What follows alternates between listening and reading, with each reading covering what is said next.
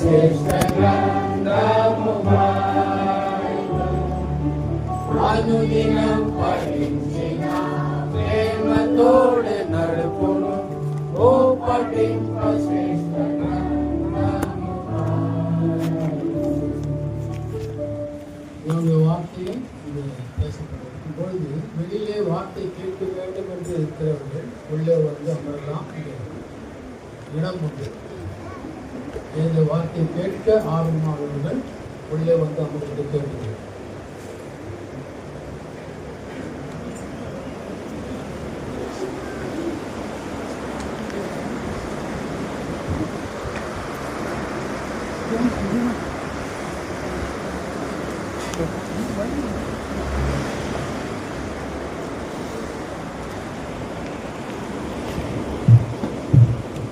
கர்த்தருடைய பரிசுத்த நாமத்துக்கு மகிமை உண்டாயிருப்பதாக. தேவன் இந்த பரிசுத்தமான நாளை நம்ம கூட்டி கொடுத்திருக்கிறார். வெளி உலகத்திலே நம்ம ஆராதிக்க முடியாது. தேவனை நம்ம எங்கே ஆராதிப்போம்? தேவனுடைய சபையிலே ஆராதிப்போம். அவருடைய சரீரம் நமக்கு எங்க கிடைக்கும்? அவருடைய சபையிலே நமக்கு கிடைக்கும். தேவனுடைய ஆசீர்வாதங்கள் எங்க இருக்கும்? சபையின் உள்ளே ஆசீர்வாதங்கள் இருக்கிறது. எல்லாமே தேவனுடைய சபையில இருந்து நாம் பெற்றுக்கொள்கிறோம்.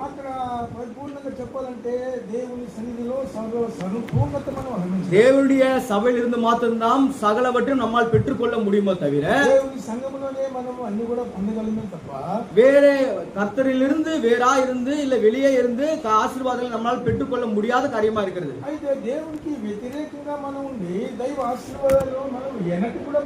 இந்த நாளிலும் கூட அன்புள்ள சகோதரர் மோசஸ் காலையிலே தேவ வார்த்தை கொண்டு வந்தார். 7 விதமான காரியங்களை கொண்டு வந்தார். எவ்வளவு அற்புதமான தேவனா இருக்கிறார். தேவ மகிமையற்றவர்களாக இருந்தோம், பாவிகளா இருந்தோம், தேவனுடைய பிரசன்னத்தை எழுந்து போனோம். எல்லாவற்றிலுமே நாம் பார்க்கும் போது துன்மார்க்கராக வாழ்ந்து கொண்டிருந்தோம். ஆனால் இப்பேற்பட்ட நமக்காக எனக்காக தான் இயேசு கிறிஸ்துவானவர் கல்வாரி சிலுவையிலே மரித்தார் என்று ஆராதனை செய்திலே நாம் கேட்டோம். மேஜை நேரத்திலே நாம் பார்த்தோம். அருமையான தகப்பனார் நமக்குள்ளே கோபம், விரோதம், பகை ஏதாவது இருக்குமானால் அவை எல்லாவற்றையும் நாம் விட்டுவிட வேண்டும் என்று குறித்து நம்ம இடத்தில் போதித்தார்.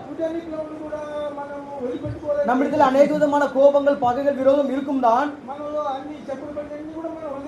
ஆனாலும் கூட தேவனுடைய சன்னிதானத்திலே அவைகள் எல்லாவற்றையும் நாம் விட்டுவிட நாம் உரிமையுள்ளவர்களாக இருக்கிறோம்.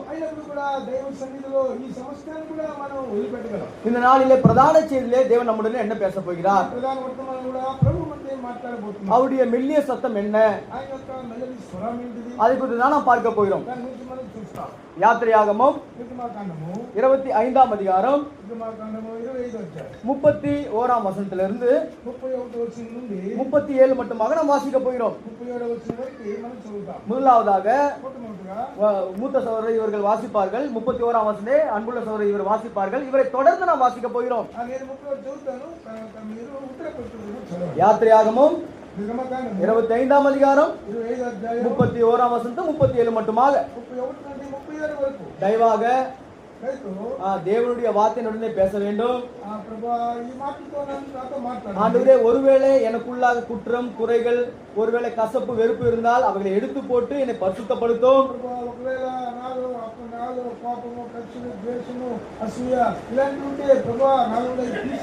ஆண்டவரே, நான் உமக்கு முன்பாக மரண பரியந்தம் பரிசுத்தம் உள்ளவனாக, உண்மையுள்ளவனாக இருக்க விரும்புகிறேன். ஆண்டவரே, உம்முடைய வார்த்தையின் மூலமா என்னை பலப்படுத்தும். ஆண்டவரே, என்னுடைய இதயம் காயப்பட்டு இருக்கிறது. என்னுடைய காயத்தை கட்ட உம்மால் ஒருவராலே கூடும். ஆண்டவரே, நான் என்னுடைய வீட்டிலே நான் கண்ணீர் சிந்தி கொண்டிருக்கிறேன். என்னுடைய கண்ணீர் துடைக்க உம்மாலே ஆகும். ஆண்டவரே, நான் எந்த காரியத்திலையும் கைவிட்டால் தோல்வியிலே போய் முடிகிறது. ஆண்டவரே, அதை ஜெயமாக மாற்ற வார்த்தை தாரும். జయంగా దయచేసి ఈ విధமாக நாம் ஆயத்தத்தோடு தேவனுடைய வார்த்தை கேட்போமாகில் సిద్ధపడుతూ ప్రభు మాట మనం విందాం. அவ்விதமாக தேவன் நமக்கு உதவி செய்வார். ఆ విధంగా వినడానికి ప్రభు మనకి யாத்திராகமம் 25 31 வசனம் 37 மட்டுமாக నిర్గమకాండం 25 అధ్యాయము 31 నుండి 37 వరకు. మరియు నీవు మేలు బంగారుతో దీపవృక్షం చేయవలను, నలిసి పనిగా ఈ దీపవృక్షము చేయవలను, దాని ప్రకాండమును దాని శాఖలను నలిసి పనిగా చేయవలను, దాని కలశమును దాని మొగ్గలను దాని పువ్వులను దానితో ఏకాండమై ఉండవలెను. 6 கிளைகள் அதன் பக்கங்களில் விட வேண்டும். குத்து விளக்கின் 3 கிளைகள் அதன் ஒரு பக்கத்திலேயும், குத்து விளக்கின் 3 கிளைகள் அதன் மறுபக்கத்திலேயும் விட வேண்டும்.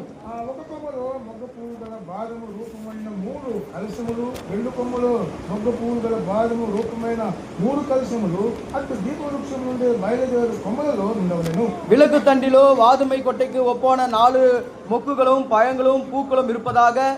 దీపవృక్షము ప్రకాండము నుండి అక్కడ నిగుడు 6 కొమ్ములకు దాని 2 కొమ్మల కింద ఏకాండమైన ఒక్కొక్క మొగ్గ చొప్పున ఉండవలెను. அவைகளின் பழங்களும் அவைகளின் கிளைகளும் பொன்னினால் உண்டானவைகளாய் இருப்பதாக. அவைகள் எல்லாம் தகடாய் அடித்து பசும் பொன்னால் செய்யப்பட்ட ஒரே வேலையா இருக்க வேண்டும். నీవు దానికి 7 దీపములను చేయవలెను, దాని ఎదుట వెలిగించున్నట్లు దాని దీపములను వెలిగించవలెను. நாம் உதவிக்காக கர்த்தரை நோக்கி நாம் ஜெபிக்கலாம். దాని కొరకై ప్రభు వైపు చూస్తాం. வானத்தையும் பூமி உண்டாக்கின கர்த்தாவே, பரிசுத்தத்தில் மகத்துவம் உள்ளவரே, இந்த நாளை நீர் எங்களுக்கு கொடுத்ததுக்காக நன்றி தகப்பனே. இது பரிசுத்தமான நாள், இது மனமகிழ்ச்சி நாள்.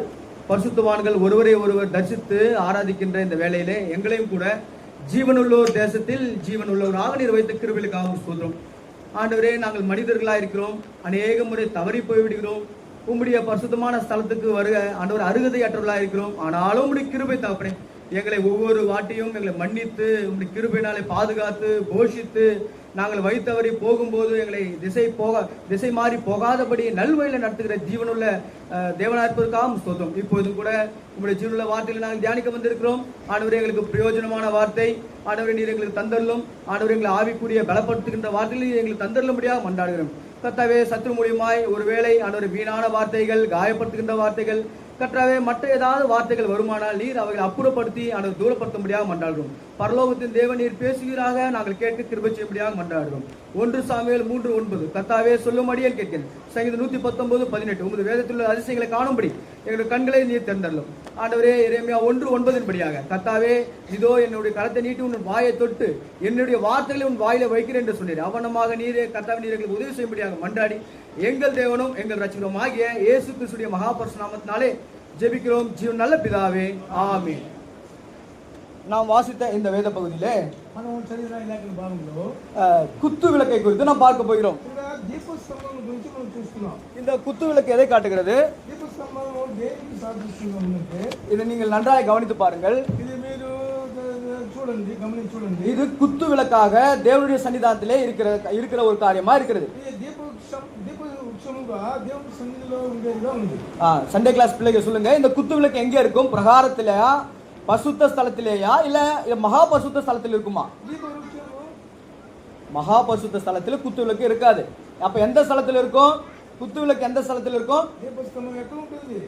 பரிசுத்த ஸ்தலத்திலே இருக்கும். ఈ పరిశుద్ధ స్థలంలో ఉంటుంది. இந்த குத்து விளக்கை குறித்து தான் நாம் தியானிக்க போகிறோம். ఈ యొక్క దీపవృక్షం నుంచి మనం ధ్యానిస్తాం. இந்த குத்து விளக்கு 5 காரியங்களை நமக்கு கொண்டு வர போகிறது. ఈ దీపవృక్షము 5 రకాల కార్యాలు మనకు చూపిస్తుంది. அதனுடைய கிளைகளை பற்றி தியானிக்க போகிறோம். దాని యొక్క కార్యం గురించి, శాఖల గురించి మనం చూస్తాం. அதனுடைய தண்டுகளை குறித்து தியானிக்க போகிறோம். దాని యొక్క కాండాల గురించి మనం அதனுடைய பொன்னை குறித்து தியானிக்க போகிறோம். దాని యొక్క బంగారు పూతను இவ்விதமாக 5 விதமான காரியங்களை குறித்து நாம் தியானிக்க போகிறோம். ఈ విధంగా 5 విధమైన కార్యాల గురించి మనం ధ్యానిస్తాం. இந்த குத்து விளக்கு பரிசுத்தமான ஸ்தலத்திலே இருக்கிறது. ఈ దీపవృక్షము పరిశుద్ధ స్థలములో ఉంది. இந்த குத்து விளக்கு எப்பேற்பட்டது? ఈ యొక్క దీపస్తంభం ఎలాంటిది? ஆண்டவர் இந்த குத்து விளக்கை செய்யும்படி மோசேக்கு கட்டளையிடுகிறார். దీపవృక్షాన్ని చేయడానికి మోషేకు ఆజ్ఞ ఇచ్చినాడు. மோசே மலையின் மேல் ஏறினார். మోషే కొండెక్కినాడు.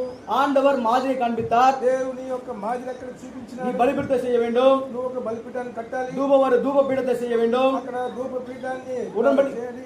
உடன்படிக்கை பெட்டி செய்ய வேண்டும், అక్కడ నిబంధన నిబంధన మందసాన్ని చేయాలి, எல்லாவற்றையுமே நீ செய்ய வேண்டும் என்று மோசேக்கு கட்டளையிட்டார். ఇవన్నీ కూడా చేయాలని మోషేకు ఆజ్ఞించినాడు. இப்ப మోసే என்ன செய்தார்? మోషే ఏం చేసినాడు? இஸ்ரவேல் ஜனங்களுக்கு சொல்லுகிறார், ఇశ్రాయేలు ప్రజలకు చెప్తున్నాడు, ஆண்டவர் எனக்கு ஒரு உடன்படிக்கை பெட்டியும் குத்து விளக்கையும் தூப வர்க்கத்தையும் செய்ய ஆண்டவர் கட்டளையிட்டு இருக்கிறார். ప్రభు నాతో అన్నాడు, నిబంధన మందసాన్ని దీపవృక్షాన్ని అక్కడ చేయడానికి నాకు ఆజ్ఞించినాడు. பாருங்கள், இந்த குத்து விளக்கை செய்ய வேண்டுமானால் ఈ యొక్క దీపవృక్షాన్ని చేయాలంటే அது எத்தனை கிலோ தங்கம் தேவைப்படுகிறது? దీనికి ఎంతగా బంగారం అవసరం పడుతుంది? ஆண்டவர் இங்க சொல்லுகிறார், ప్రభు చెప్తున్నాడు, ஒரு தாளந்து அங்க தாளந்து பசும்பொன்னினால் செய்யப்பட வேண்டும் என்று சொல்கிறார். అక్కడ పరిశుద్ధ 39వ వచనంలో 39వ వచనంలో చెప్తున్నాడు, అక్కడ 40 వీస మేలిమి బంగారంతో చేయాలి.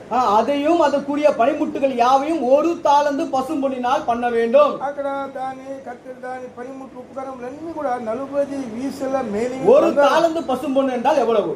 ఈ యొక్క వీసే మేలిమి బంగారం అంటే ఏం చేయాలి? ஒரு தாளந்து பசும்பொன்னுனா 75 பவுண்ட்ஸ் ஆகிறது.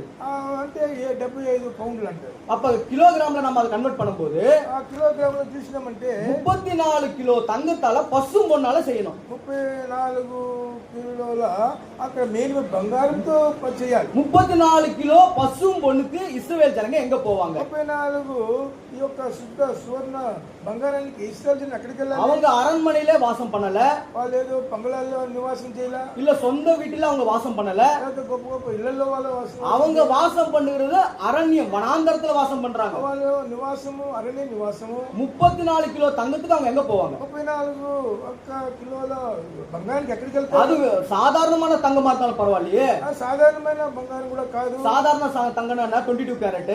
సాధారణమైన అంటే ఈ క్యారెట్ 22. அதுல கலப்படம் இருக்கும், దాంట్లో అనేక కల్తీలు ఉన్నాయి. ஆனா இது வந்து பியூர் பசும்பொன்னால செய்யப்பட வேண்டும். అయితే ఇక్కడ దీపస్తంభం మేలిమి బంగారుతో చేయాలి. இதுக்கு ஆண்டவர் எபிரேய பாஷையில மெனோரா அப்படின்னு ஒரு பேர் கொடுத்திருக்கார். అక్కడ ఎబ్రీ భాషలో దీనికి మెనోరా అని పిలుస్తారు. இந்த மெனோரா, இந்த குத்து விளக்கு ఈ యొక్క మెనోరా అనే ఈ యొక్క దీపస్తంభం பசும்பொன்னால செய்யப்பட வேண்டும். అక్కడ ఏం చేయాలంటే మేలిమి బంగారంతో చేయబడాలి. 34 கிலோ தங்கத்தை வைத்து செய்யப்பட வேண்டும். 34 కిలోల బంగారంతో ஆண்டவர் அதுக்கு டிசைன் கொடுத்துட்டாரு. దానికి ప్రభు దానికి నమూనాంతా ఇచ్చినాడు. அதுக்கு 6 கிளைகள் இருக்குன்னு சொல்லிட்டாரு. దానికి 6 శాఖలు ఉండాలి. அதுக்கு தண்டு இருக்குன்னு சொல்லிட்டாரு. దానికి ఒక ఇది ఉండాలని చెప్పినాడు. இவர்கள் எல்லாவற்றையுமே தேவன் அறிவித்தார். అయ్యని కూడా దేవుడు అక్కడ చెప్పినాడు. ஆனால் அதனுடைய அகலம், நீளம், உயரம், கனம் எதையுமே சொல்லல ஆண்டவர். అయితే దీని ఎత్తు, వెడల్పు, లావు ఈ మిగతా ఏం కూడా చెప్పలేదు. உடன்படிக்கைக்கு இருக்கு. అయితే మందసానికి ఉంది. தூப வர்க்க பீடத்துக்கு இருக்கு. ధూప వర్గ పీఠానికి ఉంది. சமூக தப்பங்கள் மேஜைக்கு இருக்கு. అక్కడ సమూహ రొట్టెల మేజకు ఉంది. ஆனா குத்து விளக்கு மட்டும் இல்ல. అయితే ఈ దీప స్తంభాన్ని మట్టి లేదు. இந்த குத்து விளக்கு யாரு? ఈ దీప వృక్షం ఎవరు? இந்த குத்து விளக்கு நமக்கும் என்ன சம்பந்தம்? దీప వృక్షానికి మనకి ఏంటి సంబంధం? இந்த குத்து விளக்கு 5 காரியங்களை நம்ம மத்தியில கொண்டு வருகிறது. ఈ దీప వృక్షము 5 కార్యాలు మనకు తీసుకొస్తుంది. முதலாவதாக குத்து விளக்கு விலையேற பெற்றது. అక్కడ ఈ దీప వృక్షము ఎంతో విలువైనది. இரண்டாவதாக இந்த குத்து விளக்கு முதற் பலன் உள்ளது. ఈ రెండవదిగా ఈ యొక్క దీప వృక్షము ప్రధానమైనది. மூன்றாவதாக இந்த குத்து விளக்கு ஆண்டவருக்கு ஐக்கியமாகப்பட்டது. ఈ యొక్క ఈ మూడవదిగా ఈ దీప వృక్షము ప్రభువుతో అక్కడ సన్నిహిత. நான்காவதாக இந்த குத்து விளக்கு வெளிச்சத்தை காண்பிக்கிறது. నాలుగవదిగా వెలుగునిచ్చేదిగా ఉంది. ஐந்தாவதாக இந்த குத்து விளக்கு பொன்னால் செய்யப்பட்ட குத்து விளக்கு சாட்சிக்கு ஒப்பா இருக்கிறது. ఐదవదిగా ఈ మేలు బంగారంతో చేయబడింది కాబట్టి సాక్ష్యానికి గుర్తు. இந்த 5 காரியங்கள் நம்ம இடத்துல சொல்லுகிறார் ஆண்டவர். ప్రభు 5 కార్యాలు జ్ఞాపకం చేశారు. பாருங்கள், நன்றாக கவனித்து பாருங்கள். గమనించండి. இந்த குத்து விளக்காகப்பட்டது முதல் விலையேறப்பட்ட காரியத்தை காண்பிக்கிறது. బంగారం అనేది అక్కడ ఈ యొక్క దీపస్తంభము విలువగలిగినగా చూపిస్తున్నది. எதற்காக விலையேறப்பட்டது? దేని కొరకే విలువగలిగింది? அது சுத்த పసుమొడిனாலே செய்யப்பட வேண்டும். అది ఎందుకంటే అది అక్కడ మంచి మేలిమి బంగారంతో చేయబడాలి. சுத்த பசும்பொன்ன நம்ம நெருப்புல அதை உருக்கணும்னா ఈ యొక్క ఈ బంగారాన్ని నిప్పులో మనం కాల్చినామంటే 1064 டிகிரி வெப்பம் அங்க இருந்தாதான் அதை உருக்க முடியும். అక్కడ 1000 చివర అక్కడ వేడి ఉంటేనే దాన్ని కరిగించగలం. அந்த பசும்பொன்ன நம்மளால உருக்க முடியும். అప్పుడే ఆ యొక్క బంగారాన్ని మనం కరిగించగలం. இவ்வளவு சூடு, இவ்வளவு நெருப்பு, இவ்வளவு கட்டைக்கு எங்க போவாங்க? ఇంత అంత వేడికి వాళ్ళు ఈ కట్టెలు இவங்க என்ன பண்ணி இருக்காங்கன்னா, ఏం చేసినారంటే அந்த காலத்துல கருவேல மரம் ஒன்று இருந்துச்சு இல்லையா, అక్కడ అక్కడ ఆ దినాల్లో వచ్చి முள்ள చెట్టు, ముళ్ళ చెట్టు అనే ఒకటి ఉంది కదా, அது ரொம்ப மிக வலிமை வாய்ந்தது. అది ఎంతో బలమైంది. அவர்கள் என்ன பண்ணுவாங்கன்னா, பீஸ் பீஸாக நறுக்கி வைத்துக் கொள்வார்கள். అది ముక్కలు ముక్కలుగా చేసి పెట్టుకుంటారు. அதை முதலாவதாக கரி நெருப்பாக உண்டாக்குவார்கள். దాన్ని బొగ్గులుగా చేస్తారు. ముందు அந்த கரி நெருப்பை எடுத்து ஒரு பக்கமாக ஸ்டோரேஜ் பண்ணுவாங்க. ఆ బొగ్గులన్నీ ఒక పక్క చేసి పెట్టుకుంటారు. அதன் பிற்பாடு 1064 டிகிரி இருக்கிற அந்த வெப்பத்தை இந்த கரி நெருப்பின் மூலமா இந்த பசு பொண்ணை உருக்குவார்கள்.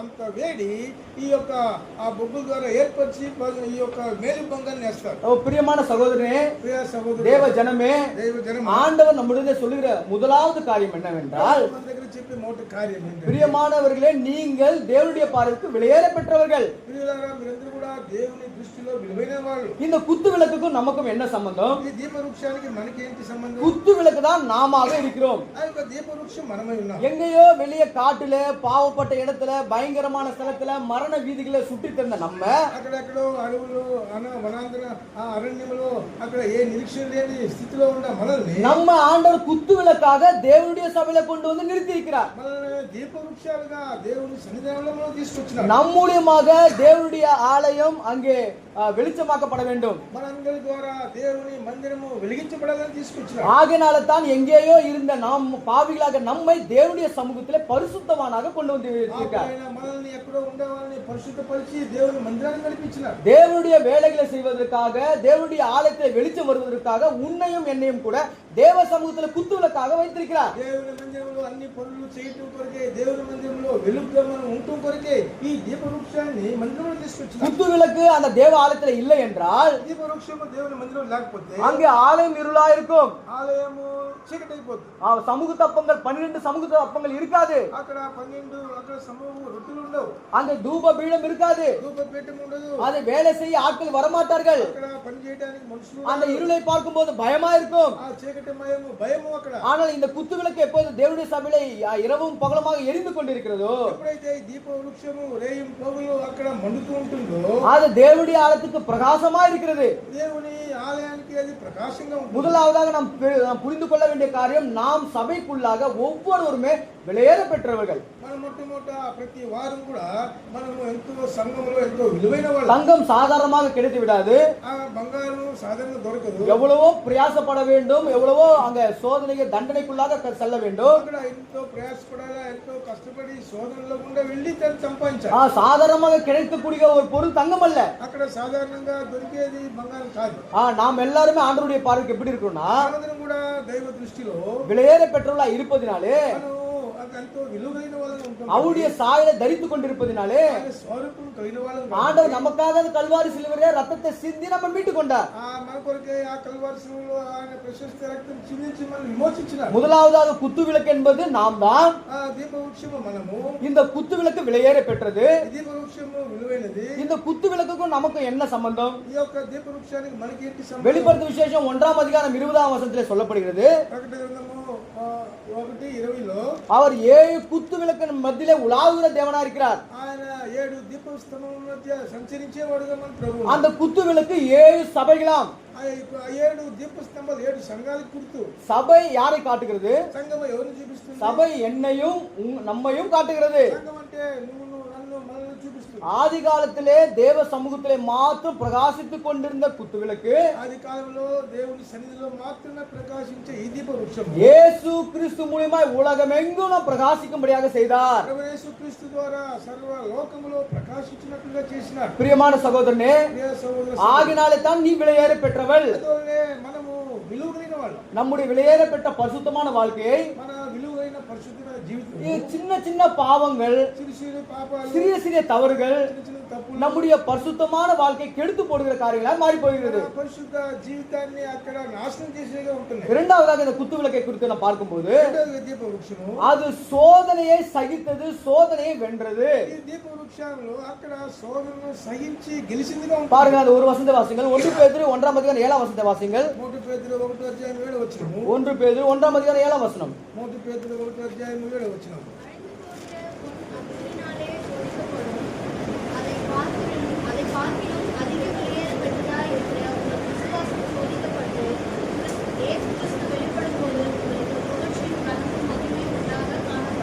பாருங்கள், 5 போகிற பொன் ఇక్కడ నశించిపోయే సువర్ణము அக்னினாலே சோதிக்கப்படுகிறது. అగ్ని వలన పరీక్షించబడుతుంది. அதை காட்டிலும் దానికన్నా நீங்கள் விலையேற பெற்றவர்களா இருக்கிறீர்கள். మీరు అమూల్యమైన కాదు కదా. அது எவ்விதமா இருக்கிறது? అది ఎట్లున్నది? நமக்கு கடைசியிலே அது நமக்கு கனத்தையும் மகிமையும் கொண்டு வருகிற காரியமா இருக்கிறது. చివరిలో చూస్తే మెప్పును మహిమ ఘనత కలుగుట కారణంగా ఉంటుంది. இரண்டாவது, இந்த குத்துவிளக்கு எதை காட்டுகிறது என்றால், ఈ దీపస్తంభం దేని చూపిస్తుందంటే அது நம்முடைய சோதனையிலே நாம் சகித்து ஜெயித்தவர்களுக்கு ஒரு அடையாளத்தை காட்டுகிறது. ఇక్కడ శోధనలో శ్రమల్లో జయించే ఒక గుర్తుని చూపిస్తుంది. நம்முடைய வாழ்க்கையிலே சோதனைகள் எப்பேற்பட்டவர்கள் வரும் என்றால், మన జీవితంలో అనేక ఎలాంటి శోధనలు వస్తాయంటే நம்மால் தாங்க கூட முடியாத பயங்கரமான சோதனைகள் நமக்குள்ளாக பிரவேசிக்கும். కొన్నిసార్లు మనము సహించలేని భయంకరమైన శోధన நாம நினைத்துக் கொள்ளுவோம், మనం అనుకుంటాము இத்தோட என்னுடைய சோதனை என்னுடைய பிரச்சனை போயிடுச்சு, நம்ம அப்பதான் தலை தூக்குவோம். ఇప్పుడు ఇంతతో నా సమస్యలు తీరిపోయి అనుకుంటాము. ஆனால் அதுக்கு மேலதான் லைனா 1 by 1 கியூ కట్టి கொண்டு இருக்கும். ఆ తర్వాత చూస్తే ఇంకా అనేక శోధనలు మనం వెంబడిస్తూనే ఉంటాయి. பிரியமான சகோதரனா, நம் மரண பரியந்தம் மட்டுமாக இந்த சோதனைகள் நம்மை சோதித்துக் கொண்டே இருக்கும். ఈ మరణ పర్యంతము ఈ శోధనలు మనల్ని వెంటాడుతూనే ఉంటాయి. இந்த சோதனையிலிருந்து ஜெயித்தவர்கள் தான் நாளைக்கே உள்ளே உட்கார்ந்து பரிசுத்தமான மேல் பங்கு பெற்றுக் கொண்டிருக்கிறீர்கள். ఈ శోధనలన్నిటిలో జయం పొందే పరిశుద్ధ బల చుట్టూ మనం చేరగలుగుతున్నాం. ஆகினால்தான் இந்த சோதனை ஜெயித்தவர்களை குறித்து ஆண்டவர் சொல்லுகிறார். శోధనలు జయించిన వారి గురించి ప్రభు చెప్తున్నాడు. ஓ பிரியமான அன்புள்ள தேவ ஜனமே, ఆ ప్రేమదైన దైవజనమా, நீ இம்மட்டுமாக சோதனை சகித்ததினாலே ఇంతవరకు కూడా నువ్వు శ్రమలను సహించావు. உனக்கு நான் கனத்தையும் மகிமையும் நான் உனக்கு உண்டாக்க செய்வேன். అందువల్ల ఇక నీకు మహిమ ఘనత ప్రభావాలు నీకు ఇస్తాను. அது எப்பொழுது? ఎప్పుడు అది? இந்த பூலோகத்தில் இருக்கும் போதா? భూలోకంలో ఉన్నప్పుడు இல்லை, లేదు. மரித்த பிற்பாடு నువ్వు మనం మరణించిన తర్వాత எல்லாருடைய கண்களுக்கு முன்பாக தேவன் நம்மை உயர்த்துவார். అందరి ముందు ఆ దేవుడు మనం హెచ్చిస్తాడు. அது வரைக்கும் இந்த பூலோகத்திலே சோதனைகள், பாடுகள், துக்கங்கள், கண்ணீர்கள் எல்லாமே உண்டு. అంతవరకు కూడా ఈ లోకంలో శ్రమలు, దుఃఖము, కన్నీరు, వేదనలన్నీ ఉంటాయి మనకి. பாருங்கள், முதலாவதாக இந்த குத்து விளக்கு விலையேற பெற்றது. మొట్టమొదటిగా ఈ దీపస్తంభం విలువైనది. அது அக்னினாலே சோதிக்கப்படுகிற ஒரு சோதனையை ஜெயித்தவருக்கு அடையாளமா இருக்கிறது. అగ్ని ద్వారా శోధించబడిన ఒక జయ జీవితాన్ని గుర్తిస్తుంది. இரண்டாவதாக రెండవదిగా இந்த குத்து விளக்கு எதை காட்டுகிறது? ఈ యొక్క దీపస్తంభం దేని చూపిస్తుంది? யாத்திரையாகமம் నిర్గమకాండము 25ஆம் அதிகாரம் 25 అధ్యాయం 33ஆம் வசனத்திலே சொல்லப்படுகிறது. 33వ వచనం చెప్పబడి ఉంది. முதலாவதாக இந்த 5 காரியங்களை சொல்கிறேன். முதலாவதாக குத்து விளக்கு விலையேற பெற்றது. మొట్టమొదటిగా దీపస్తంభం విలువైనది. இரண்டாவதாக குத்து விளக்கு முதற் பலனாகப்பட்டது. రెండవదిగా మొట్టమొదటి ప్రధాన స్థానంలో ఈ దీపస్తంభం ఉంది. மூன்றாவதாக இந்த குத்து விளக்கு ஆண்டவரோடு ஐக்கியம் பெற்றது. మూడవదిగా ఈ యొక్క దీపస్తంభము ప్రభువుతో ఐక్యపరచబడింది. நான்காவதாக குத்து விளக்கு வெளிச்சத்துக்கு ஒப்பானது. నాలుగవదిగా ఈ దీపస్తంభం వెలుగుకు సాదృశ్యం. கடைசியாக 5ஆவதாக குத்து விளக்கு சாட்சிக்கு ஒப்பானது. కడసిగా ఈ యొక్క దీపస్తంభం మన సాక్ష్యాన్ని. இரண்டாவது காரியத்தை நாம் பார்க்கிறோம். రెండో కార్యం చూసినా யாத்திரையாகமம் 25:33 25:33లో నిర్గమకాండం அங்க என்ன சொல்லப்பட்டிருக்கிறது? ఇదేం చెప్పబడిందంటే ஒவ்வொரு கிளையிலே வாதுமை கொட்டைக்கு ஒப்பான 3 மொக்குகளும் ஒரு பழமும் ஒரு பூவும் இருப்பதாக குத்து விளக்கிலிருந்து புறப்படும் 6 கிளைகளிலும் அப்படியே இருக்க வேண்டும். 33వ వచనంలో ఒక కొమ్మలో మొగ్గ పువ్వు గల బాదము రూపమైన 3 కలశములు, రెండవ కొమ్మలో మొగ్గ పువ్వు గల బాదము రూపమైన 3 కలశములు అట్లా దీపవృక్షం నుండి బయలుదేరు కొమ్మలలో ఉండవలెను. இங்க நாம் பார்க்கிறோம், இந்த படத்துல பார்க்கும்போது ఇక్కడ ఈ పటంలో చూస్తాం, இங்க 6 கிளைகள் இருக்கிறது. ఇక్కడ 6 శాఖలు ఉన్నాయి. இந்த 6 கிளைகளிலே ఈ 6 శాఖలు மொக்குகள் இருக்கிறது, పువ్వులు మొక్కులు ఉన్నాయి, பூக்கள் இருக்கிறது, పువ్వులు ఉన్నాయి, பழங்கள் இருக்கிறது. బాదము. அதனுடைய 6 கிளைகளும் குறிப்பிடப்பட்டுள்ளது. ఈ 6 శాఖలు అక్కడ இந்த 6 கிளைகளுமே இந்த பழங்களும் பூக்களும் மொக்குகளும் இருக்கிறது. ఈ 6 శాఖలు కూడా అక్కడ మొగ్గలు, పువ్వులు, కాయలు. அது எந்த பழம்? అది ఏం పండ్లు? எந்த பழத்தை தேவன் அது குத்து விளக்கு சாயலாக ஒப்புவித்தார்? ఏ పండుని ఈ దీపస్తంభానికి సాదృశ్యంగా ఉంచారు? பாதாம் பழம், வாதுமை பழத்துக்கு ஒப்பான சாயலை கொடுத்திருக்கிறாராம். ఇక్కడ బాదము పువ్వుకి రూపముగా చూపించారు. ஏன் இஸ்ரவேல் தேசத்துல எத்தனையோ பழங்கள் இருக்குது. ఇస్రాయేల్ దేశంలో అనేక రకాల పండ్లు ఉన్నాయి కదా. ஏலிமிலே பேரிச்சம் பழங்கள் இருக்குது, అక్కడ ఏలిములు, అక్కడ ఖర్జూరపు చెట్లు ఉన్నాయి, அத்தி பழம் இருக்கிறது, అత్తి పండ్లు ఉన్నాయి, மாதுளை பழம் இருக்கிறது. అక్కడ దానిమ్మలు ఉన్నాయి, தேவ சமூகத்திலே தேவனுடைய அங்க ஒளிவ மலையில ஒளிவ பழங்கள் இருக்கிறது. అక్కడ దైవ సన్నిధిలో ఆ ఒలివ పండ్ల పైన ఒలివ పండ్లు. இவ்வளவு மகத்துவமான பழங்கள் இருக்கும்போது ஏன் ஆண்டவர் அந்த பாதாம் பழத்தை சாயலை தேவன் கொடுத்தார்? ఇలాంటి అద్భుతమైన పండ్లన్నీ ఉన్నప్పుడు కూడా దేవుడు ఎందుకు ఈ యొక్క బాదము పండుని ఎన్నుకున్నాడు? எதுக்காக இந்த வாதுமை சாயல் ஆண்டவர் கொடுத்தார் என்றால், ఎందుకు ఈ బాదమని ఆయన రూపాన్ని ఇచ్చాడు? வாதுமை சாயல் முதற் பலனாய் இருக்கிறது. బాదమ రూపము అక్కడ ప్రధాన యొక్క இஸ்ரவேல் தேசத்திலே ఇశ్రాయేల్ దేశంలో பழம் மரத்திலே பூ பூத்து காய் காய்த்து பழத்தை கொடுக்கிற முதல் பழம் இந்த வாதுமை மரமா இருக்கிறது. అక్కడ మొగ్గలు వేసి పువ్వులు కాసి మొగ్గలు వేసి పండ్లు ఇచ్చే మొట్టమొదటిది ఇది బాదం చెట్టు. எல்லா மரங்களுமே பார்க்கும்போது ஏப்ரல் மார்ச்ல தான் பழத்தை தரும். అన్ని కూడా ఏప్రిల్ మార్చిలోనే పండ్లు ஆனா இந்த வாதுமை மரம் மட்டும்தான் முதற் பலனாக முதலிலே பழத்தை தரக்கூடியதா இருக்கிறது. ఈ బాదం చెట్టే మొట్టమొదటిగా ఫలాన్ని ఇచ్చేదిగా ఉంది. பிரியமானவர்களே, இதிலிருந்து ஆண்டவர் என்ன கூற விரும்புகிறார்? తద్వారా ప్రభు మనతో ఏం మాట్లాడుతున్నాడంటే நீ என்னுடைய பார்வைக்கு முதற் பேரான மகளும் மகனாய் இருக்கிறார். నువ్వు ప్రభు అంటున్నాడు నా దృష్టిలో నువ్వు ప్రధానమైన కుమారుడు కుమార్తెగా ఉన్నావు. நம்முடைய ஆண்டவராக இயேசு கிறிஸ்துவானவர் మన ప్రభు యేసుక్రీస్తు వారు மரித்து உயிர்த்தெழுந்ததிலே முதற் பெருமானவர் என்று வாசிக்கிறோம். అక్కడ మరణించి అక్కడ మూడో దినం మృత్యుంజయన ప్రధాన అక్కడ మొట్టమొదట కుమారుడు కనబడుతున్నాడు. நம்மையும் கூட ஆண்டவர் எவ்விதமாக ஒப்பிட்டு பேசுகிறார் என்றால் అది కూడా దేంతో ఒక సాదృశ్యంగా ரோமர் 8:23 రోమా 23 ప్రకారం ஆவிக்குள்ளாக முதற் பலனாக நம்ம தெரிந்து கொண்டாராம். ఆత్మ సంబంధమైన ప్రథమ ఫలముగా మనల్ని ఏర్పాటు చేశాడు. யாராகிலும் ఎవరైనా எந்த தெய்வமாகிலும் ఏ దైవమైన தன்னுடைய ஸ்தானத்தை மற்றவர்களுக்கு கொடுக்கவே கொடுக்காது. ఇతరులకి తన స్థానాన్ని ఇవ్వనివ్వదు. ஆனால் நம்முடைய தேவன் அன்புள்ள தேவன் மட்டும்தான். మన ప్రేమ కలిగిన ఆత్మ దేవుడు அவர் பாவத்திலிருந்து ஜெயித்தார், పాపమును జయించిన மரணத்தை ஜெயித்தார், మరణాన్ని జయించిన முதற் பலனானவர்.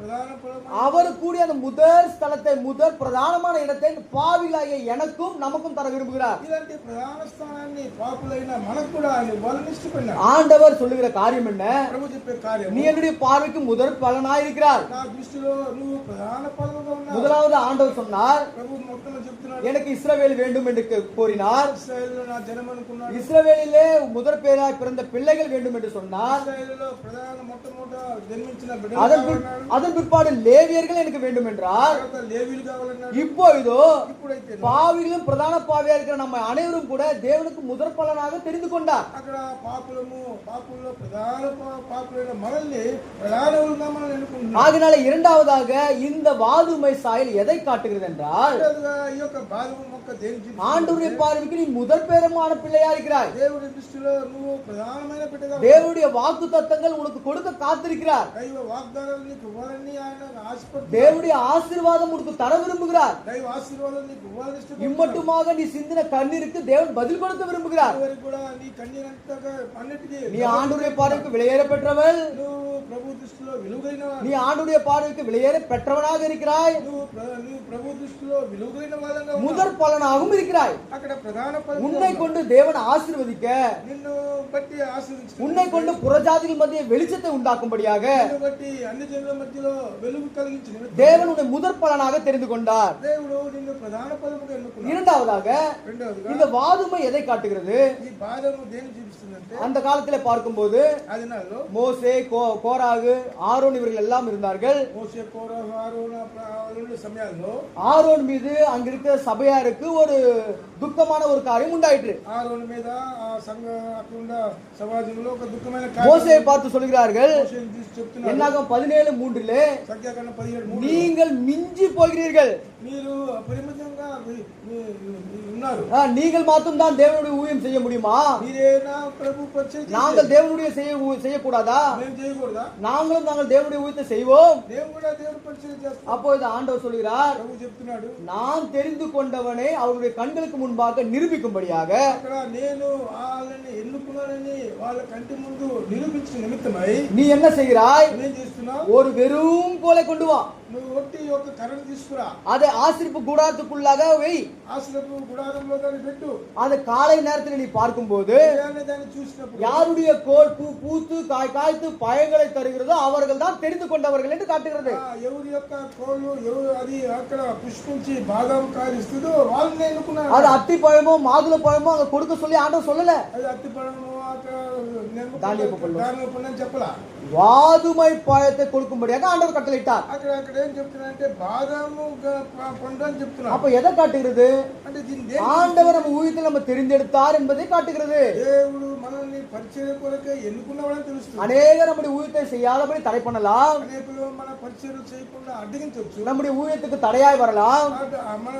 మన పరిచయకు అడ్డంగా ఉంటుంది. நாம் தேவனுக்கு முன்பாக உயிர் மீட்சி பெற்று தேவனுடைய காரியங்களை செய்யும் போது அது தடை செய்து கொண்டிருப்பார்கள். ఆ దేవుని యొక్క ఆసక్తితో పని చేసేటప్పుడు మనకు ఆటంకాలు తీసుకురావచ్చు. ஆனாலும் கூட అయినప్పుడు కూడా ஒரு நாளில் அவர்கள் புரிந்து கொள்வார்கள். ఒక దినాన వాళ్ళు గ్రహిస్తారు. இது என்னுடைய மகள், ఈమె నా కుమార్తె, இவன் என்னுடைய மகன், ఈయన నా కుమారుడు, இவனை நான் தெரிந்து கொண்டேன். ఈయన నేను ఎన్నుకున్నాను. அவர்கள் கண்களுக்கு முன்பாக தேவன் உன்னை உயர்த்துவார். అక్కడ వాళ్ళ కంటి ముందుగా దేవుడు నిన్ను హెచ్చిస్తాడు. தேவனுடைய ஊழியத்தை செய்யும்படி எல்லாரையும் தேவன் அழைக்கவில்லை. అక్కడ అందరికి కూడా దేవుడి పరిచయం కొరకు పిలువలేదు కానీ இந்த உலகத்துல எத்தனையோ பேர்களுக்காக எத்தனையோ இஸ்ரவேல் ஜனங்கள் இருக்கிறார்கள். ఇశ్రాయేల్ జనమని ఎంతో జనం కోట్ల జనం ఉన్నారు. ஆனால் அவர்களை லேவி கோத்திரம் மாத்திரமே தெரிந்து கொண்டார். అక్కడ ఉన్న లేవీయుల వరకే ఎన్నుకున్నాడు. ஆண்டுடைய ஊழியத்தை செய்யும்படியாக దేవుని పరిచయం இங்க చేయడానికి உட்கார்ந்து கொண்டிருக்கிற உங்களையும் தேவன் நிச்சயமா தெரிந்து கொண்டிருக்கிறார். మనం కూర్చున్న మనల్ని కూడా దేవుడు ఏర్పాటు చేసుకున్నాడు. ஆண்டுடைய வருகின்ற நாட்களை பார்க்கும்போது ప్రభు రాకడ உங்களுடைய ஊழியத்தை தேவன் அபரிதமாக ஆசீர்வதிப்பார். అవన్నీ యొక్క పరిచయం ప్రేమతో ఆశీర్వదిస్తాడు. மூன்றாவதாக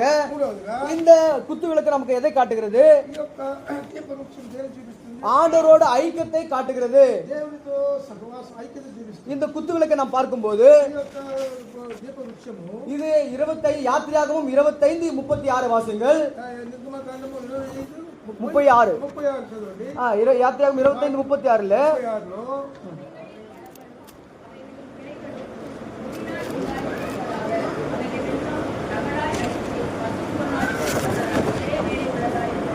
தேங்க்யூ சிஸ்டர். பாருங்க, இது ஒரே தகடாய் அடிக்கப்பட்டிருக்குமா? இவ்வளவு காரியங்களும் ஒரே தகடாய் அடிக்கப்பட்டிருக்க வேண்டும். ఇక్కడ చూడండి కార్యాలు కూడా ఏకాండమై ఉంటాయి నడిచిగా. ஆனால் இங்க நம்ம ஒரே தகடு என்று வாசிக்கிறோம் அல்லவா? ఇది ఏకాండమైనదని చెప్పి చెబుతున్నారు. ஒரே அடியாய் அடிக்கப்பட்ட தகடுகள் என்று வாசிக்கிறோம் அல்லவா? ఒకే పళ్ళతో చేయబడిన ఏకాండమైన இதை என்ன செய்தார்கள் என்றால், దీన్ని ఏం చేస్తారు? அந்த 1064 டிகிரியில அதை உருக்கி అక్కడ 600 డిగ్రీల దాన్ని అక్కడ కరిగించి அதை ஒரு சிறிய ஒரு துண்டாக அவர்களை வெளியே கொண்டு வந்தார்களாம்.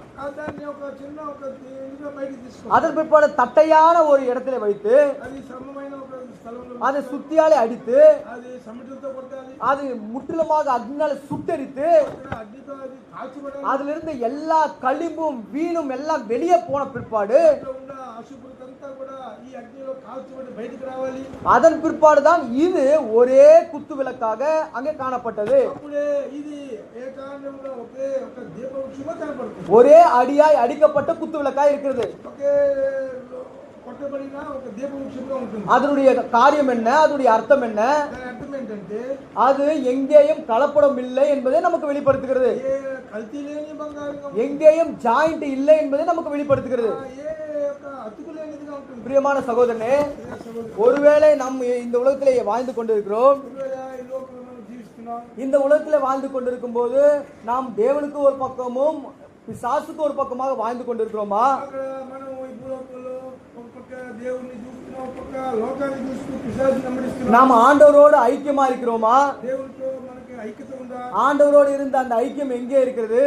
దేవునితో ఉండే ఐక్యం ఎక్కడ ఉంది? அதிகாலையிலே எழுந்து தேவனுக்கு முன்பாக ஜெபித்த அந்த ஜெபம் என்னவாயிற்று?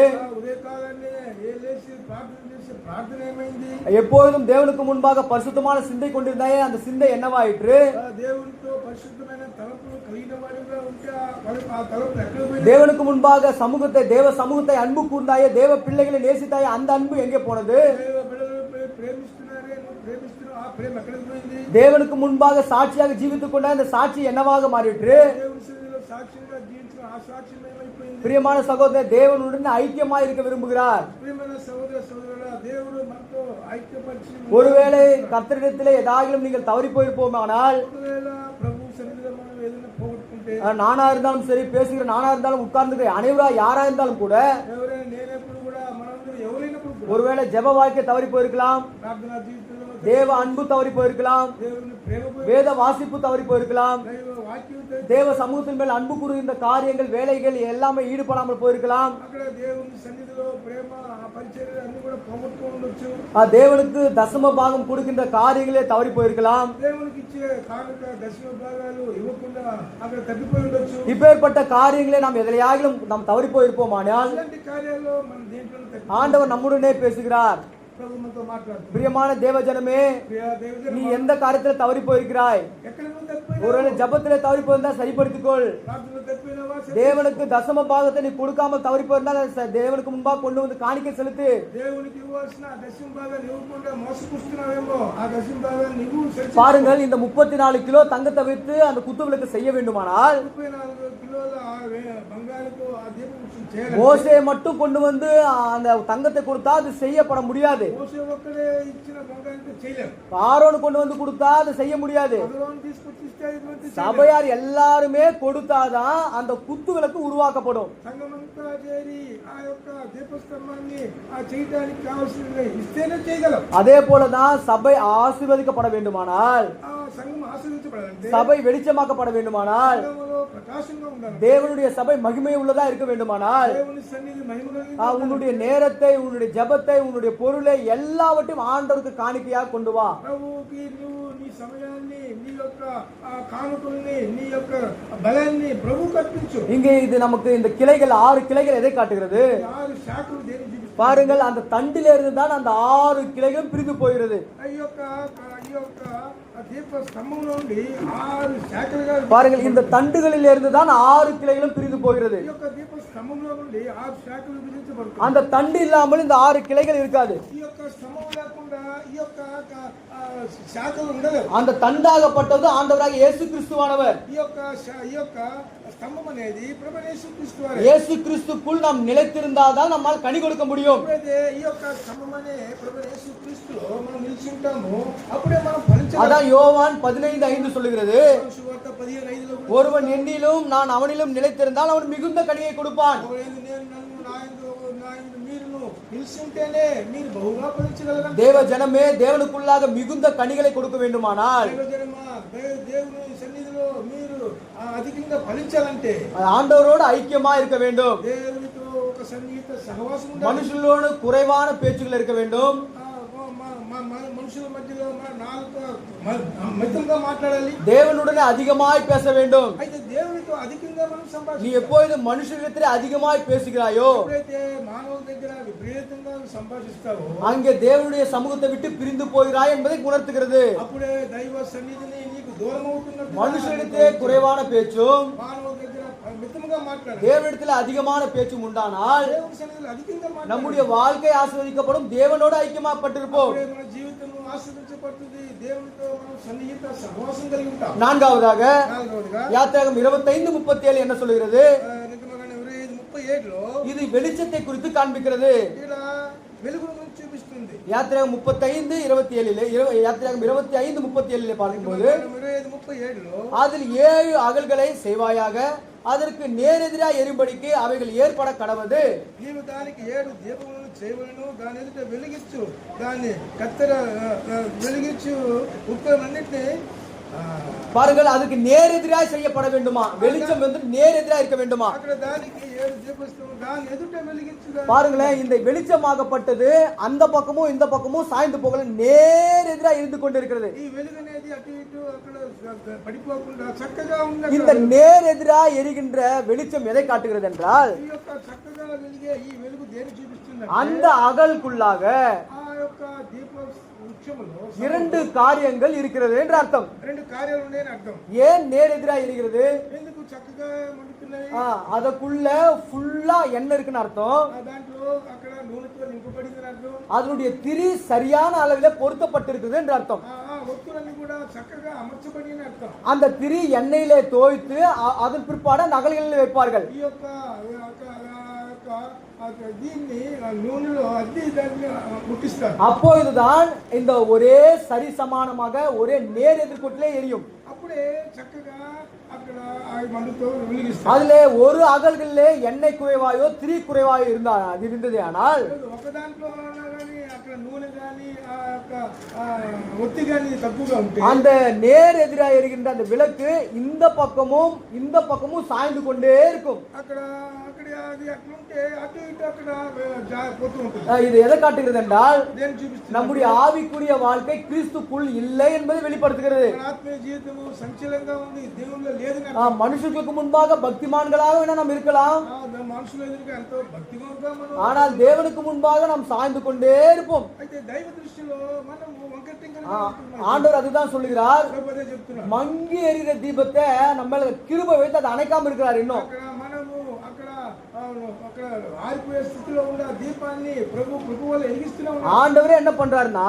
ప్రభు ఏం చేస్తున్నాడు? இவன் ஒரு நாள் நிச்சயமா அழிந்து போக போறான், ఒక దినము ఆరిపోయే దీపం அதற்காக ஆண்டவரே எண்ணெயை ஊத்தி ஊத்தி ஆண்டவர் நம்ம காப்பாத்தி கொண்டு வைத்திருக்கிறார். అందువల్ల పారిపోకుండా ప్రేమగల దేవుడు అక్కడ నూనె పోస్తూ మనల్ని బ్రతికిస్తున్నాడు. பிரியமான சகோதரனே, ஆண்டவருடைய சமூகத்திலே நாம் நேர் எதிராக எரிய வேண்டும். ప్రియమైన సోదరుడా, ప్రభు సన్నిధిలో మనం చక్కగా பிரகாசமா எரிய வேண்டும். మనం ప్రకాశించాలి. அதனால தான் வெளியே எங்கேயோ இருந்த நம்மை ஆண்டவர் கொண்டு வந்து தேவ சமூகத்திலே எரியும்படி செய்தார். ఎక్కడో బయట ఉండే మనల్ని అందుకొరకే అక్కడ దేవుని సన్నిధిలో వెలిగించి నిమిత్తం మనం తీసుకొచ్చినాడు. இந்த திரி எதை காட்டுகிறது?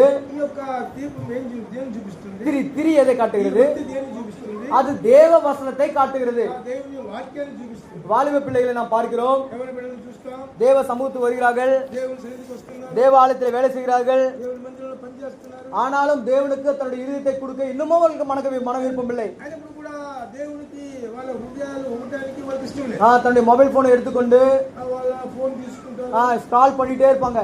అక్కడక్కడ కూర్చొని తిప్పుతూ ఉంటారు. மீஷோல பார்த்தா எவ்வளவு கம்மியா இருக்கு, అవన్నీ చూస్తూ ఉంటారు. மீஷோல பார்த்தா எவ்வளவு கம்மியா இருக்கு, అది ఎంత తక్కువగా ఉంది, பிளிப்கார்ட்ல பார்த்தா எவ்வளவு கம்மியா இருக்கு, ఈ కార్టులు అంతా ఎట్లుండే, அமேசான்ல பார்த்தா எவ்வளவு கம்மியா இருக்கு, நான் இங்கதான் நான் ட்ரெஸ் வாங்கினேன், నేను ఇక్కడ நான் இங்கதான் பேண்ட் வாங்கினேன். வாலிப சகோதரர் மட்டும் குறைவானவர்கள் அல்ல, వాళ్ళకి సోదరులు మాత్రం எல்லாமே தேடுவாங்க. అందరూ ఎదుగుతారు. ஆனா ஜீவனுக்கு போகிற வழி நீ தேடுறியா? అయితే జీవం మార్గాన్ని ஒரு நாளைக்கு 24 மணி நேரம் நீ எத்தனை மணி நேரம் தேவனை தேடுற? అక్కడ ఒక దినానికి 24 గంటలు నెలసేపు ప్రభువును தேவனுடைய சமூகத்தை எவ்வளவு நேரம் நீ வாசிக்கிற? దైవ సన్నిధిలో ஆண்டவரோட ஐக்கியமா இரு, దేవునితో ఐక్యత அப்பதான் ஆண்டவர் வெளிச்சமாக்குவார். అప్పుడే నీకు வாலிப தம்பி தங்கை மாறு, உன்னுடைய காலம் விலையேற பெற்றதா இருக்குது. కాలమెంతో విలువైనది. பாருங்கள், சாத்தானுக்கு வாலிப பிள்ளைகள் தான் அவனுக்கு குறிக்கோளா இருக்கிறது. అపవాదికి ఎవరి పిల్లలే ప్రాముఖ్యం. வயசான தாத்தாவோ பாட்டியோ அவனுக்கு விரும்ப மாட்டான். వృద్ధాప్యం ఉండే వాళ్ళని అంతగా ఇష్టపడదు.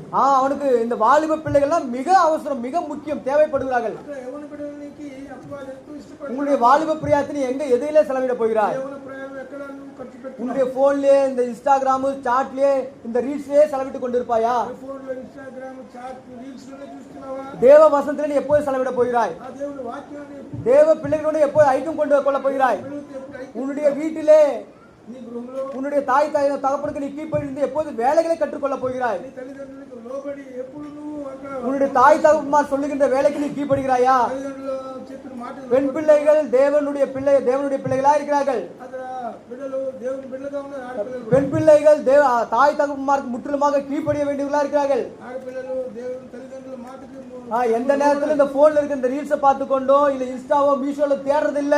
అక్కడ ఈ పిల్లలు రీల్స్ చూసుకుంటూ ఉంటుమలా வீட்டுல இருக்காங்க, அடுத்த சமையலுக்கு என்ன பண்ணணும், வேற என்ன குழம்புக்கிறதோ வகை வகை நீங்க செய்து பழகி பாருங்க. అక్కడ ఇంట్లో ఉండి తల్లికి సహాయపడుతూ ఉంటూ చూడండి. அது உன்னுடைய எதிர்காலத்துக்கு, உன்னுடைய விவாக ஜீவிதத்திற்கு அவனுக்கு ஆசீர்வாதமா இருக்கும். మీ భవిష్యత్తు కొరకు ఆశీర్వాదకరంగా ఉంటుంది. வாலிப பிள்ளைகள் அநேக டெக்னிக்கல் வேலைகளை கற்றுக்கொள்ளுங்கள். ఆ యవన పిల్లలు అనేక ஒரு வீட்டுல இருந்து சும்மா படுத்துக்கொண்டு உறங்குவது அல்ல, ఆ ఇంట్లో నిద్రపోవడం కాదు, இல்ல வேணா கேமை விளையாடுவது அல்ல, లేదు నా உன் நண்பர்களுடைய தொலைபேசியில பகிர்ந்து கொள்வது அல்ல. స్నేహితులతో మాట్లాడటం కాదు. அதுக்கு மாறாக வேதத்தை ஆராய்ந்து பார். పరిశుద్ధ గ్రంథాన్ని டெக்னிக்கல் ஃபீல்டாக இந்த ஃபேன் எப்படி ஓடுது, டியூப்லைட் எப்படி ஓடுது, அதை பழுதாக்கி விட்டு அதை எப்படி நான் ரெடி செய்ய வேண்டும் என்று கற்றுக்கொள். అక్కడ ఇంట్లో వస్తువులు చెడిపోతే ఎట్లా దాన్ని సిద్ధపరచుకోండి. அதற்கு ஒரு ஆளை கூட்டு கொண்டு வந்து அதற்கு அவனுக்கு கூலியை நீ கொடுக்காதே. దానికి ఒక 10 మనుషులు உன்னுடைய வேலை, உன்னுடைய சபை, உன்னுடைய இடத்தை நீதான் சரி செய்து கொள்ள வேண்டும், நீதான் பார்த்து கொள்ள வேண்டும். నీ గృహము నీ మందిరము నువ్వే దాన్ని సరి చేసుకోవాలని కూడా. பிரியமான தேவ வாலிப ஜனமே, வாலிப பெண் பிள்ளையே, ஆண் பிள்ளையே, ప్రియమైన యవన సహోదర సహోదరులు, ஆண்டவர் உன்னை பிரகாசமாக வைக்க விரும்புகிறார். ప్రభువు నిన్ను ప్రకాశింప நீ வெளியே எங்கேயோ பாவத்துல இருந்தாய் என்னவோ, ఒక పాపంలో ఉన్నావేమో, உலகத்திலே சிக்குண்டு போயிருக்கிறாய் என்னவோ, ఆ లోకాల్లో చిక్కుపోయినా ஆண்டவர் உன் சபைக்குள்ளாக கொண்டு வந்து வைத்து உன்னை பிரகாசிக்க செய்ய விரும்புகிறார். దేవుడు సంఘం మధ్యలో నిన్ను ప్రకాశింపజేయడం, தேவ வசனத்தை அதிகமாக வாசியுங்கள். దేవుడి వాక్యాన్ని அந்த திரி சரியான முறையில் இருந்தாதான் பிரகாசமா எரியும், நேர்கோட்டில் எரியும். ఆ వత్తి సరైన పద్ధతిలో ఉంటేనే చక్కగా అది వెలిగిస్తుంది. அது வாலிபர்கள் மட்டுமல்ல, యవనస్తులకి நடுமையத்தில் உள்ள விசுவாசிகள் எல்லாருக்கும் கூட ஆண்டவர் என்ன சொல்கிறார்? మధ్య యవనస్తులకి అందరికి కూడా ప్రభు చెప్తున్నాడు. சபையார் அனைவருக்குமே சொல்லுகிற காரியம் என்ன? సంఘస్థులందరికి కూడా வீணான சம்பாஷணைகள் நல்லொழுக்கங்கள் கெடுத்து விடும். అక్కడ వృధా అయిన సంభాషణ మీ యొక్క కార్యాలు చెడిపేస్తుంది. நாம் சபைக்குள்ளாக வந்தோம் என்றால் సంఘంలోకి వచ్చి ஒரு சகோதரியை பார்த்து நாம் தழுவிக்கொண்டு அவர் பிரைஸா சொல்வது நல்லதுதான். అక్కడ సహోదరుని చూసి మనసారా హృదయమారా ప్రజలు చెప్పుకోవాలి. அதுதான் நம்முடைய சபைக்கு ஆசீர்வாதம். అదే మన సంఘానికి ஆனால் அதே நமக்கு வீணான சம்பாஷணைகள் இருக்கக்கூடாது. అదే வேதத்திலே நமக்கு ஆயமான சத்தியங்களை நாம் கற்றுக்கொள்ள வேண்டும். లోకేశ సత్యాలు గ్రహించాలి. ஆகையினால தான் தேவன் நம்மை ஆசீர்வதிக்கும்படியாக தெரிந்து கொண்டார். దేవుడు మనల్ని ఆశీర్వదించడానికి ఎన్నుకున్నాడు. கடைசியாக చివరిగా யாத்திராகமம் 25:38 படியாக నిర్గమకాండం 25:38 ప్రకారం அங்க பார்க்கிறோம். ఇక్కడ చూస్తున్నాం. யாத்திராகமம் 25:38 నిర్గమకాండం 25:38 அதன் கத்திரிகளும் சாம்பல் பாத்திரங்களும் பசும்பொன்னினால் செய்யப்படுவதாக. దాని కత్తెర చిప్పయు మేలు బంగారంతో చేయవలెను. பாருங்களேன், இந்த படத்துல பார்க்கிறோம். పటంలో చూస్తున్నాం. இதுல கத்திரி இருக்கு, కత్తెర ఉంది, சாம்பல் கரண்டி இருக்கு, అక్కడ அந்த பொன் பாத்திரங்கள் செய்யப்பட்டிருக்கிறது. ఈ యొక్క బంగారు పాత్రలు ஆண்டவருடைய உத்தேசத்துல ప్రభు యొక్క ఉద్దేశం எல்லாருமே சரி சமானம் தான். అందరము விளக்கு தண்டு எப்படி பொன்னால் செய்யப்பட்டதோ இதுவும் பொன்னால் தான் செய்யப்படணும். ఆ యొక్క దీపస్తంభము బంగారంతో చేయబడింది. ఇది కూడా అట్లా చేయబడింది. நாம என்ன பண்ணுவோம், கத்திரிக்கோல் தானே, அது பரவாயில்ல, ஒரு 10 ரூபாய் 20 ரூபாய் வாங்கிக்கலாம். మనం అనుకుంటాము కత్తిరే కదా అని అనుకుంటాం. அது சாம்பல் கரண்டி தான், அது எவ்வளவு சீப்பா இருந்தாலும் பரவாயில்ல, நம்ம வாங்கிக்கலாம். అక్కడ ఈ కార్యాన్ని మనం ఎంతో తక్కువ కూడా కొనుక్కోవచ్చు. ஆனால் ஆண்டவருடைய பாருக்கு அப்படி இல்ல. சாம்பல் கரண்டியா இருந்தாலும் கத்திரியா இருந்தாலும் எதுவா இருந்தாலும் பசும் பொன்ல தான் இருக்கணும். అక్కడ కత్తిరి చిప్ అయినప్పుడు కూడా కత్తిరి అయినప్పుడు కూడా ఏదైనప్పుడు కూడా మేలిమి బంగారంతోనే ఉండాలి. ஆண்டவருடைய பார்வையிலே உன்னை கனப்படுத்த விரும்புகிற ஒரு சித்தமா இருக்கிறது. ప్రభు ఆయన దృష్టిలో నిన్ను కనపరచాలని ఆశపడుతున్నాడు. இந்த குத்து விளக்கு எங்கே இருந்து கொண்டது இத்தனை காலமாக? ఇంతవరకు కూడా ఈ యొక్క దీప వృక్షం ఎక్కడ பாருங்கள், யாத்திராகமம் 27 அதிகாரம் 21 வசனத்தை வாசிங்கள். నిర్గమకాండం 27:21 వచనంలో அங்கே பார்க்கும்போது இவ்விதமாக இந்த குத்து விளக்கு எவ்விதமாக இருந்து கொண்டிருந்தால் ఈ యొక్క దీప వృక్షము ఎక్కడ మండుతుందంటే யாத்திராகமம் 27:21 నిర్గమకాండం 27:21 கூடாரத்தில் சாட்சி சந்நிதிக்கு முழுவதும் கடைசியலுக்கு வெளிப்புறமாக ஆரோனும் குமாரனும் சாயங்காலம் தொடங்கி விடியற்காலம் மற்றும் கர்த்தருடைய சன்னிதானத்தில் போதும் சகோதரா. பாருங்கள், இது சாயங்காலம் தொடங்கி விடிய காலம் மட்டுமாக அது எழுந்து கொண்டிருக்கணுமா? అక్కడ చూడండి, సాయంకాలం మొదలుకొని ఉదయం వరకు యెహోవా సన్నిధి அது எப்பொழுதுமே எழுந்து கொண்டிருக்கணும், பிரகாசமா இருக்கணும். అది ఎప్పుడు కూడా వెలిగి ప్రకాశించేదిగా ఉండాలి. ஆண்டவர் அதனால தான் நம்ம அன்பு கூர்ந்து சொல்கிறார். అందుకే మనల్ని ప్రేమించి ప్రభు చెప్తున్నాడు, ஆண்டவருடைய பிள்ளைகளுக்கு ప్రభు బిడ్డలకి பல విధமான சோதனைகள் துக்கங்கள் உண்டாயிருக்கும். అనేక శోధనలు దుఃఖాలు వస్తాయి. எல்லாவற்றிலிருந்து நான் உன்னை விடுவிக்க நான் உன்னுடனே கூட இருக்கிறேன். అన్నిట్లో నుండి విడుదలించడానికి నేను నీతో ఉన్నాను. 1 కొరింథీయர் 1 రాసిన పత్రిక 10 அதிகாரம் 13 వచనం. 10వ అధ్యాయము 13వ వచనం. பாருங்க, அனைவரும் சேர்ந்து வாசிக்கலாம். అందరూ కూడా కలిసి 1 చదువుకుందాం. కొరింథీయర్ 10 அதிகாரம் 1 కొరింథీయుల 10వ అధ్యాయము 13 వచనం. 13వ వచనం. மனுஷனுக்கு நேரிடுகிற சோதனை அல்லாமல் வேற சோதனை உங்களுக்கு நேரிடவில்லை. தேவன் உண்மையுள்ளவராய் இருக்கிறார். உங்கள் திராணிக்கு மேலாக நீங்கள் சோதிக்கப்படுவதற்கு அவர் இடக்கூடாமல் சோதனையை தங்கத்தக்கதாக சோதனையோடு கூட தப்பித்துக் கொள்ளும்படியான போக்கை உண்டாக்குவார். பாருங்கள் பிரியமானவர்களே, ஆண்டவர் நீ சோதிக்கப்படுதுன்னா அந்த சோதனை தப்பித்துக் கொள்ளும் போக்கை உண்டாக்குகிறார். అక్కడ ప్రభు మనల్ని శోధనలో ఉన్నప్పుడు కూడా శోధన నుండి తప్పించుకునే మార్గం. ஆண்டவர் அன்புள்ள தேவனாய் இருக்கிறார். మన ప్రభు ప్రేమ కలిగిన వాడు. நாம் ஆண்டவருக்கு முன்பாக మన దేవుడికి ముందుగా நாம் உண்மையும் உத்தமலா இருக்கும்போது మనము నమ్మకంగా ఉన్నప్పుడు வருகின்ற நாட்களிலே தேவன் அபரிதமாக தேவன் உன்னை ஆசீர்வதிக்க விரும்புகிறார். రాబోయే దినాల్లో అపరిమితమైన ఆశీర్వాదం మనం ஆண்டவருடைய சமூகத்திலே தேவனுடைய ஆலயத்திலே நாம் இருந்து கொண்டிருக்கிறோம். దేవుడి ఆలయంలో మనం ప్రకాశిస్తున్నాం. எங்கேயோ வெளிப்புறமாக ரோட்டிலோ இல்ல மற்ற இடங்களிலோ நாம் எரிந்து கொள்ளவில்லை. అక్కడ బయట రోడ్లోనే అక్కడ మనం ప్రకాశించలా. தேவ சமூகத்திலே சமூக தப்புங்களுக்கு எதிராக இருந்து கொண்டிருக்கிறோம். దైవ సన్నిధిలో అక్కడ మనం వెలుగుతూ ఉన్నాం. అక్కడ நாம் தேவனோடு ஆண்டவரோடு ஐக்கியமா இருக்கிறோமா? ఆ దేవునితో ఐక్యత కలిగి ఉన్నామా? தேவனோடு நாம் ஒப்புரவா இருக்கிறோமா? దేవునితో మనం కలిసి ఉన్నామా? தேவனுடைய வாக்குத்தத்தம் நமக்கு என்ன சொல்கிறது? దైవ వాగ్దానం ఏం చెప్తుంది? நமக்கு நன்றாய் அறிந்த ஒரு வாக்குத்தத்தம் தான். మనకు బాగా ఎరిగిన உனக்கு விரோதமாய் உருவாக்கப்படும் எந்த ஆயுதம் வாய்க்காதே போகும். నీకు విరోధముగా రూపింపబడు ఏ ఆయుధమును వర్తిల్లదంటున్నాడు. பயப்படாதே, நான் உனக்கு துணை நிற்கிறேன். భయపడకు, దిగులు పడకు, నేను నీతో ఉన్నాను. கலங்காதே, திகையாதே, நான் உன் தேவன். దిగులు పడకు, నేను నీ దేవుని అని చెప్తున్నాను. நான் உன்னை பலப்படுத்தி உனக்கு சகாயம் பண்ணுவேன். నేను నిన్ను బలపరిచి స్థిరపరిచి ஓ பிரியமான தேவஜனமே, ప్రియ దైవజనమా, தேவன் உன்னை விலையேற பெற்றவளாக தெரிந்து கொண்டிருக்கிறார். దేవుడు నిన్ను విలువైన వాళ్ళగా ఎన్నుకున్నాడు. தேவன் உன்னை முதற் பேராக தெரிந்து கொண்டிருக்கிறார். ప్రధాన ఫలముగా నిన్ను ఎన్నుకున్నాడు. தேவன் உன்னை ஆண்டவரோடு ஐக்கியப்படும்படியாக தெரிந்து கொண்டிருக்கிறார். దేవునితో సహవాసం இந்த உலகத்துக்கு முன்பாக உன்னை வெளிச்சமாக வைத்திருக்கிறார். లోకానికి వెలుగుగా ఉంచినాడు. தேவன் இந்த உலகத்துக்கு முன்பாக உன்னை சாட்சியாய் வைத்திருக்கிறார். లోకం ముందు నీకు సాక్షిగా ఉంచినాడు. ஒரு சில தவறுகள் நமக்கு இருந்தாலும் கூட కొన్ని తప్పులు మనలో ఉన్నప్పుడు அவை சரி செய்து கொள்ளலாம், సరి చేసుకోవాలి. தேவனுக்கு முன்பாக ஒப்புரவாகலாம். దేవునితో సమానపడాలి. அப்போதுதான் தேவன் நம்மை ஆசீர்வதிப்பார். అప్పుడు దేవుడు మనల్ని கர்த்தர் தாமே இந்த வார்த்தையை ஆசீர்வதிப்பாராக. ஆமென். ప్రభు ఈ వాక్యాన్ని ఆశీర్వదించుగాక.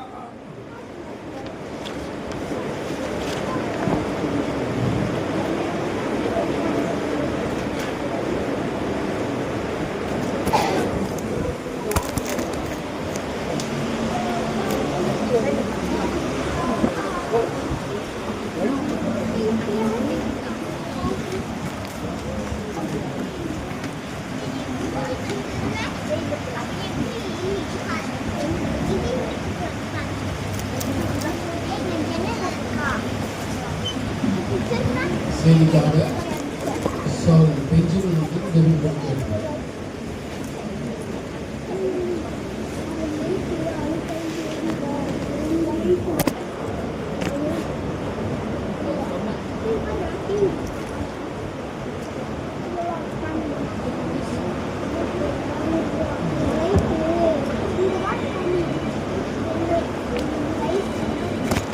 ప్రార్థన చేసుకుంటాం.